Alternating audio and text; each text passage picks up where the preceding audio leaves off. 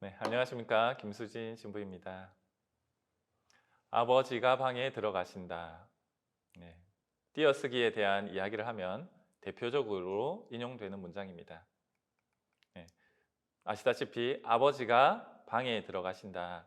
이렇게 띄었을 수도 있지만 아버지 가방에 들어가신다. 이렇게도 쓸 수 있습니다. 어떻게 띄어 쓰느냐에 따라서 그 의미도 완전히 달라집니다.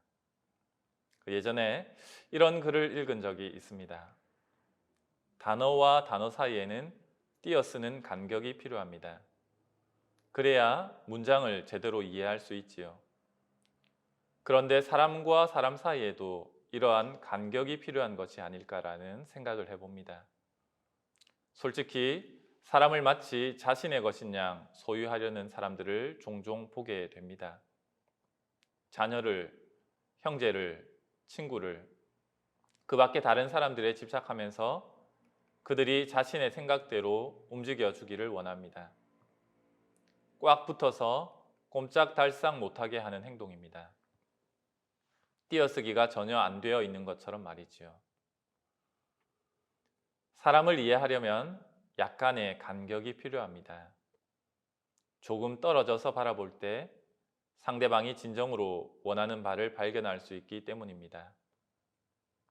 그래야 나의 만족이 중요한 것이 아니라 함께 만족할 수 있는 관계가 중요함을 깨달을 수 있기 때문입니다. 요즘 사회적 거리두기 때문에 어쩔 수 없이 거리를 둘 수밖에 없게 되었습니다.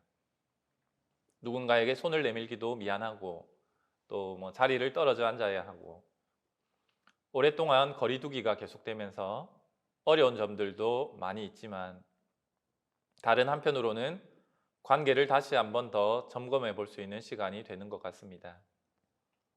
특별히 부산교구 교구장 주교님의 사목지침처럼 우리 인간들과의 관계뿐만 아니라 지구와의 관계, 또 하느님과의 관계도 다시 한 번 더 들여다볼 수 있게 되었습니다. 방송 미사에 익숙해져서 하느님께로 더 이상 나아가지 않으려고 하고 있지는 않은지, 또 편안함에 익숙해져서 아파하는 지구의 목소리를 외면하고 있지는 않은지 한 번 더 우리 자신을 들여다보는 시간 되었으면 합니다. 오늘의 질문입니다. 하느님은 죄를 어떻게 생각하시나요? UK 프렌즈는 이렇게 대답합니다. 하느님은 죄를 무척 싫어하셔요. 하지만 죄인들을 끝까지 사랑하시는 분이에요.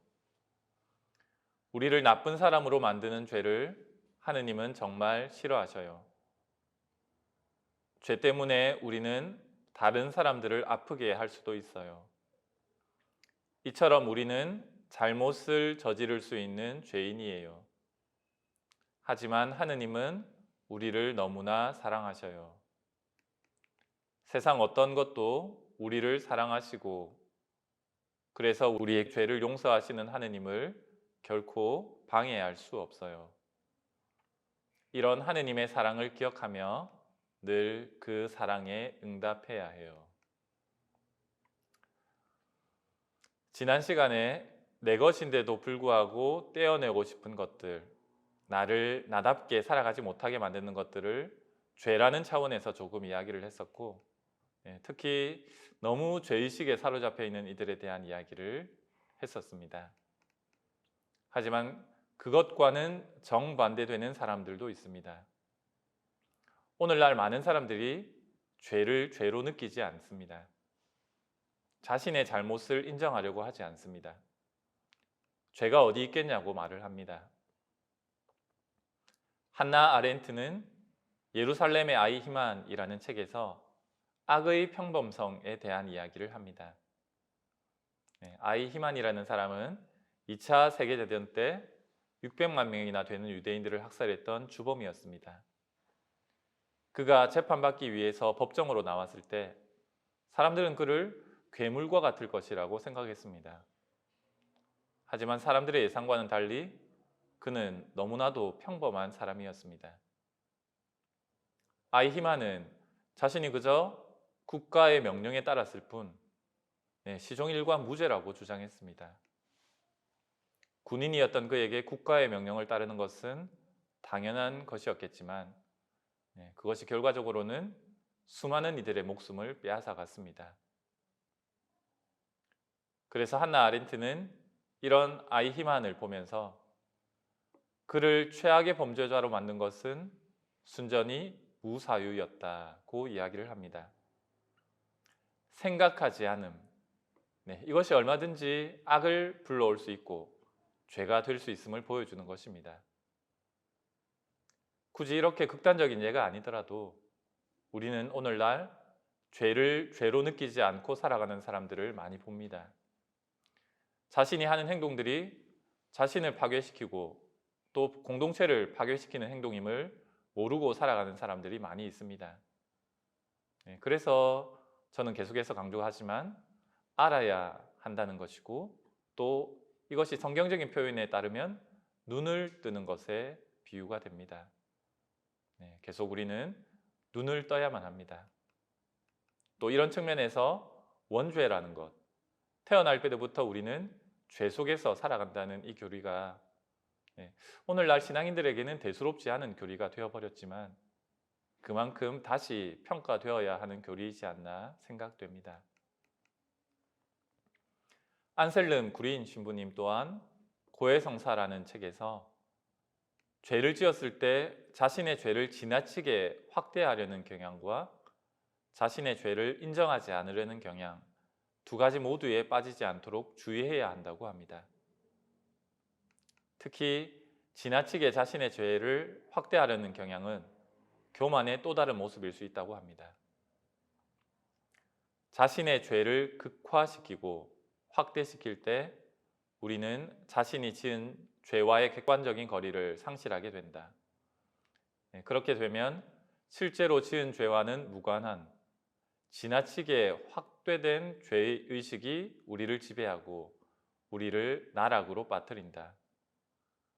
무엇보다도 과장된 죄와 죄의식은 자신에 대한 올바른 반성과 책임을 져야 한다.